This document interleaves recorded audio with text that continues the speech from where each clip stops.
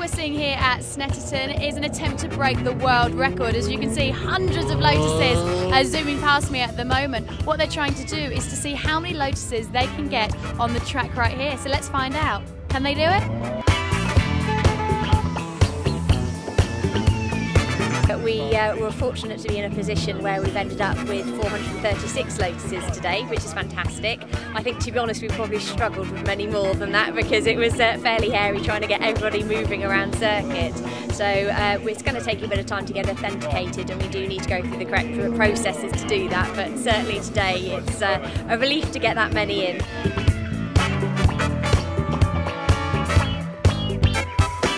Andy, well done. This is your first competitive race, is that right? Yes, indeed.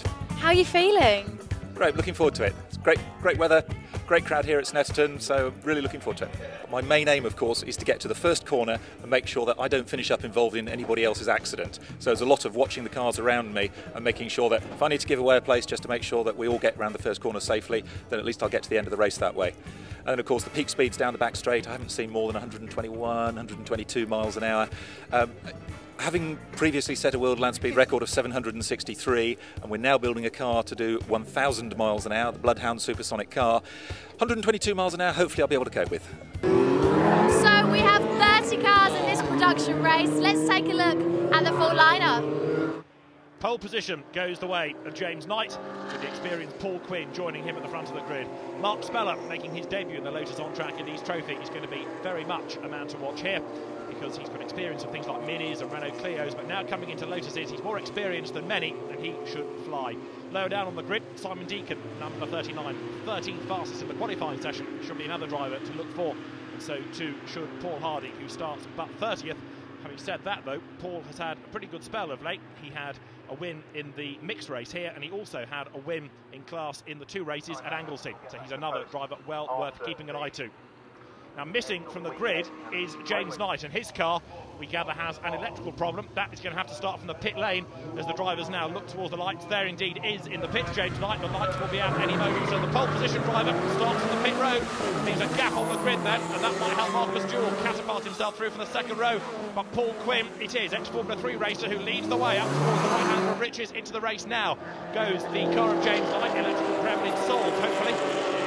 Paul Quinn leads the way now, heading up towards the right-hander then, to see it onto the road straight for the first time. And all of these production spec cars running as one pretty much in midfield there. You can see the leader though. It is Paul Quinn with everybody else snapping at his heels onto the Revit straight. They come for the first time. All eyes on car 763 to see how Andy Green is going to get on in this, his race debut. Change for the lead at the end of the Revit straight. Marcus Jewell it is who goes through there on the inside. Jewell goes ahead of Quinn, slots his way through the left and then the right of the S's. And the cars now sprint their way up towards the bomb hole for the first time. Now, what can Paul Quinn do about this? He made the long trip from Norfolk to Anglesey for the most recent rounds, only not to race at all because of a gearbox problem in the free practice session. Desperately keen for 2 good results here this weekend. He turns his way then now through the right-hander of Coram Curve, but he's under more pressure, look, because Mark Speller is there looking for a way by, and Quinn goes off the road. Paul Quinn spins onto the grass, going backwards towards the barriers. He's just kept it out of the wall, but I'm afraid that Quinn's season is getting no better. The race engineer trying now to sort himself out and get back onto the circuit. The leaders in the meantime come over the start and finish line. 3 different leaders in the space of a lap, because Mark Speller now hits the front ahead of Marcus Jewell, who's relegated to second. Now, what can Paul Quinn do to recover after his moment, and also what, from the pit lane, can James Knight do? The race leaders, though, almost together again as they turn their way through series. In fact, we're almost now 3 for the lead. Marcus Jewell being caught as well, as much as he's trying to apply the pressure now to Mark Speller, so he's in danger of being caught. That is Paul Quinn. He's back on circuit, but he's a long, long way adrift now.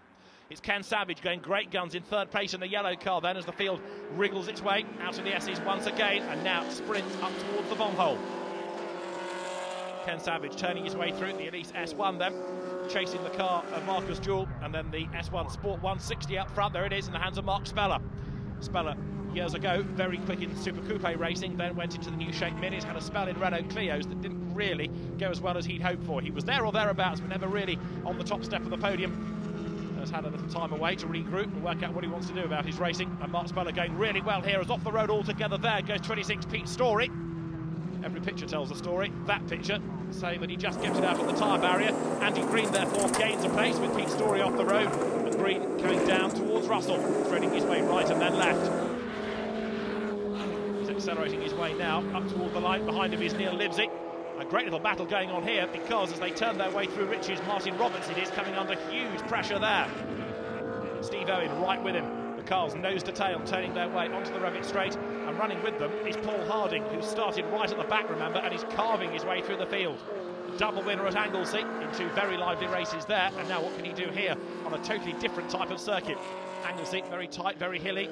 Snetterton very flat, very fast. Change ahead of him though, because Steve Owen has gone ahead of Martin Roberts, but almost unnoticed. Paul Harding is creeping up behind them off the road there, has gone 39. That's Simon Deacon getting himself back onto the road. Paul Quinn carving his way through the traffic now, getting himself past Neil Livesey. Paul Harding working his way closer and closer and closer to the front of the field. Just about everybody in this has found somebody to battle against at the moment. Simon Deacon there goes through, getting himself up past 76. John Lamaster. The solicitor falls back a place. They come now through Russell up towards the start and finish line. John Lamaster sprinting his way then past the pits. And off the road there, 35 is Michael Russell, looking as though that could well be a retirement for him. Now Ken Savage is being caught. Hans Baumhart is the man doing the catching. And as they flick their way out of Sear onto the Revitt straight this time, this is the last place on the podium up for grabs here, remember. Third in the production class, third in the race. And a replay of Neil Livesey getting it wrong, going into Riches. Back of the car, overtakes the front, spins himself round over the dirt, back in the right direction. Not a bad recovery, that. But time loss is a consequence of the spin. Ken Savage sideways, fighting the car for control as he comes then now out of the S's up towards the bomb hole, and Hans Baumhart, who has been in the Lotus On Track Elise Trophy ever since it began, is right there behind him. An experienced racer these days is Hans Baumhart, looking to gain ground on the inside, going through Coram. The two of them side by side, and there's just enough room for Hans Baumhart to slip through on the inside to take the place then as they get down now to the braking area for the little complex at Russell. Heading up over the line. Can Savage fight back for his third place? Yes, he can. Hans Baumhart is ahead, but only just as now they break the timing beam. They go past the pits.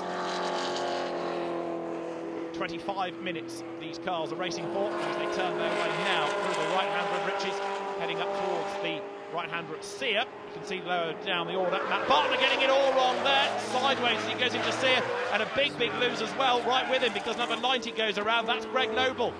I think he was rather put off his stride there by seeing Matt Bartlett living up to his wild man tag, getting it wrong ahead of him. Back into the race then now is Greg Noble, and Matt Bartlett is somewhere near the A11. There he is, rejoining.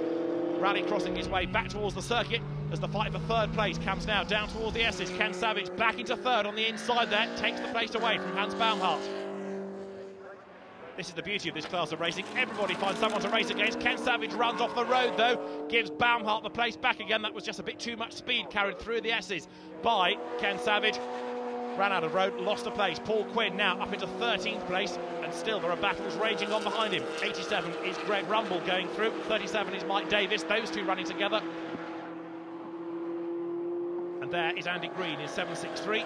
He's heading at the moment seemingly for 18th place as the fastest man on earth turns up towards Sear Corner. Ken Savage defending for all he's worth now. He's got himself back into third place, looking at the expense of Hans Baumhart. Down they come through Russell, now to the right, then the left, heading up towards the start and finish line once more. But Savage, it is only just clear.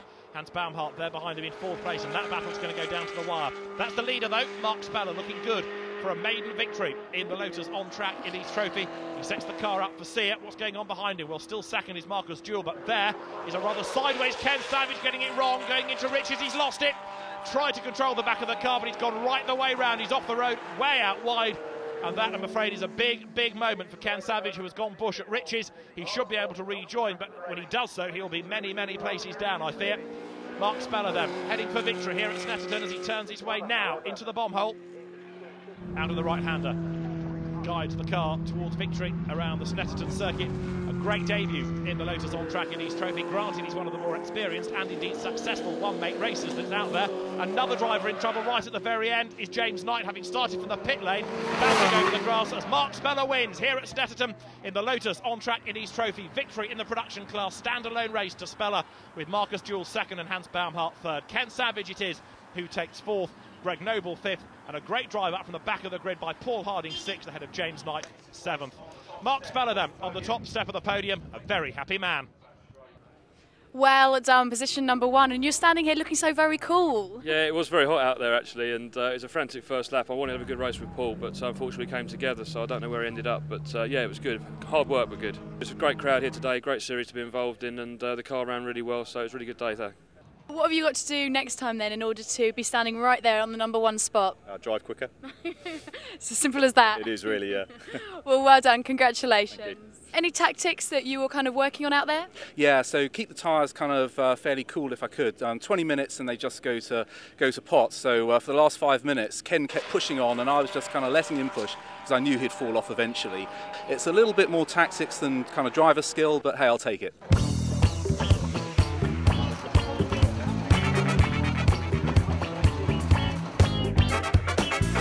Hi Andy, how are you feeling after your first race? Fine, thank you very much. You pleased with how you did, or felt like you could have done a bit better? No idea how I did. It all kind of went past in a big blur, did it? Yeah, well, I don't know whether I was so far last that I couldn't see the rest of the field, or I mean, obviously a lot of cars by the side of the track, so they weren't finishing ahead of me. But no, unfortunately we've got a problem with the car. Somebody hit me under braking fairly early on, and the car started to come apart at the back. So I'm going to have to go back around the track now and get all the bits.